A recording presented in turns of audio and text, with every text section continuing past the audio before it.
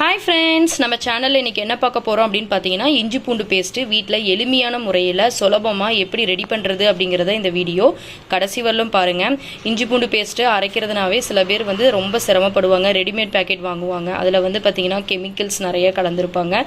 எப்படி ஈஸியாக நம்ம இஞ்சி பூண்டு பேஸ்ட்டு ரெடி பண்ணலாம் அப்படிங்கிறத நம்ம பார்க்கலாம். இதில் நிறையா டிப் இருக்குது. அதுவும் இல்லாமல் இதில் மருத்துவ குணங்கள் நிறைய இருக்குங்க. கடைசி வரலும் இந்த வீடியோ பாருங்கள். வாங்க எப்படி செய்யலாம் அப்படிங்கிறத பார்க்கலாம். இப்போ பூண்டு 200 கிராம் எடுத்துக்கோங்க. இஞ்சி 150 கிராம் எடுத்துக்கோங்க. எப்பயுமே இஞ்சியோட பூண்டு அதிகமாக இருக்கணுங்க. அப்போ தான் கரெக்டாக இருக்கும். மெஷர்மெண்ட் கரெக்டான அளவு. பிரியாணிக்கெலாம் ரொம்ப டேஸ்ட்டாக இருக்கும். வாங்க எப்படி செய்யலான்னு பார்க்கலாம். இப்போ ஃபஸ்ட்டு பூண்டு தோலை ரிமூவ் பண்ணிடலாம் அப்படிங்கிறத நான் சொல்ல மாட்டேன். ஏன்னா ரிமூவ் பண்ணாதான் நான் இஞ்சி பூண்டு பேஸ்ட்டு அரைக்க போகிறேன்.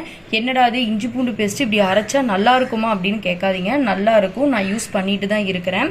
இந்த தோல் இருக்கிற மாதிரி இப்போ டாக்டர் மெயினாக சஜஷன் பண்ணுறதே பூண்டு தோல், வெங்காயத்தோல் அதிகமாக எடுத்துக்கோங்க அப்படின்னு சொல்கிறாங்க. நம்ம தனியாக வெங்காயத்தோலோ பூண்டு தோலோ நம்ம எடுத்துக்க முடியாதுங்க. இப்போ இஞ்சி பூண்டு பேஸ்ட்டோட நம்ம அரைக்கும் போது நமக்கு மருத்துவ குணங்கள் வந்துடும். ஹெல்த்துக்கும் ரொம்ப நல்லதுங்க. இந்த பூண்டு தோலில் பார்த்தீங்கன்னா ஆன்டி ஆக்சிடென்ட் அதிகமாக இருக்குங்க. மெயினாக ஆன்டி ஆக்சிடென்ட் எதுக்கு அப்படின்னு பார்த்தீங்கன்னா, நம்ம ஸ்ட்ரெஸ்ஸாக இருக்கும் போது நல்லா உதவுங்க. மெயினாக மூட்டு வலி அப்படிங்கிறது இந்த காலகட்டத்தில் அதிகமாகிருச்சுங்க. அதுக்கெல்லாம் இந்த தோல் நல்லா இருக்கும் அப்படின்னு சொல்கிறாங்க. மெயினாக டாக்டர் இந்த தோல் ரிமூவ் பண்ணாமல் யூஸ் பண்ணுங்க அப்படிங்கிறத சொல்கிறாங்க. இஞ்சிங்க, இஞ்சி விஷத்தன்மை உள்ளதுங்க தோலை. அதனால ஃபுல்லாக கம்ப்ளீட்டாக தோலை நீக்கிட்டு வாஷ் பண்ணிட்டு தான் நம்ம யூஸ் பண்ணுங்க. வாங்க எப்படி ரெடி பண்ணலாம் அப்படிங்கிறத பார்க்கலாம். இப்போ கட்டி பூண்டை இந்த மாதிரி உதிரி பூண்டாக எடுத்துக்கோங்க. இப்போ உதிரி பூண்டை ஃப்ரண்ட் அண்ட் பேக் கட் பண்ணி எடுத்துட்டு தண்ணியில் போட்டுடலாம். நெக்ஸ்ட்டு அடுத்த பூண்டு நான் கட் பண்ணி காட்டுறேன்.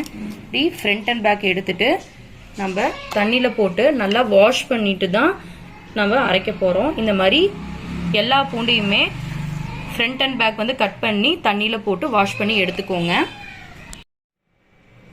இப்போ நான் இஞ்சி தோலை நீக்கிட்டு ஸ்லைஸாக நான் கட் பண்ணி எடுத்து வச்சுருக்கிறேன். கொஞ்சம் கூட இஞ்சி தோல் இருக்கக்கூடாதுங்க, விஷத்தன்மை உள்ளது. இப்போ நான் பூண்டையும் ரெடி பண்ணி வாஷ் பண்ணி எடுத்து வச்சுருக்கிறேன். இப்போ இது ரெண்டையும் நம்ம ஃபைன் பேஸ்ட்டாக அரைச்சிக்கலாம். ஃபஸ்ட்டு இஞ்சி மிக்ஸி ஜாரில் ட்ரான்ஸ்ஃபர் பண்ணிக்கோங்க. இதை ஃபஸ்ட்டு அரைச்சி எடுத்துக்கலாம்.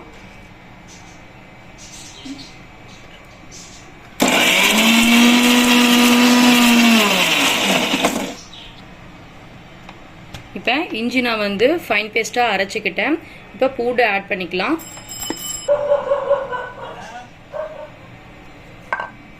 நல்லா ஃபைன் பேஸ்ட்டாக அரைச்சிக்கலாம். இப்போ இஞ்சி பூண்டும் நல்லா மிக்ஸ் ஆன வாட்டி லைட்டாக தண்ணி ஊற்றிக்கலாம். ரொம்ப அதிகமாக ஊற்ற வேண்டாம். நமக்கு ஃபைனலாக இஞ்சி பூண்டு பேஸ்ட்டு ரெடி ஆயிடுச்சு. பாருங்கள், இந்த கன்சிஸ்டன்சி இருக்கணும். இஞ்சி பூண்டு பேஸ்ட்டு நல்லா நைஸாக அரைச்சாச்சு. இப்போ இந்த மாதிரி நான் ஒரு கண்டெய்னர் எடுத்து வச்சுருக்கிறேன். எப்பயுமே நான் இஞ்சி பூண்டு பேஸ்ட்டு இதில் தான் ஸ்டோரேஜ் பண்ணி வச்சுக்குவேன். இது டப்பர் பேரில் வாங்கி வச்சுருக்கிறேன். இப்போ இதில் ட்ரான்ஸ்ஃபர் பண்ணிக்கலாம்.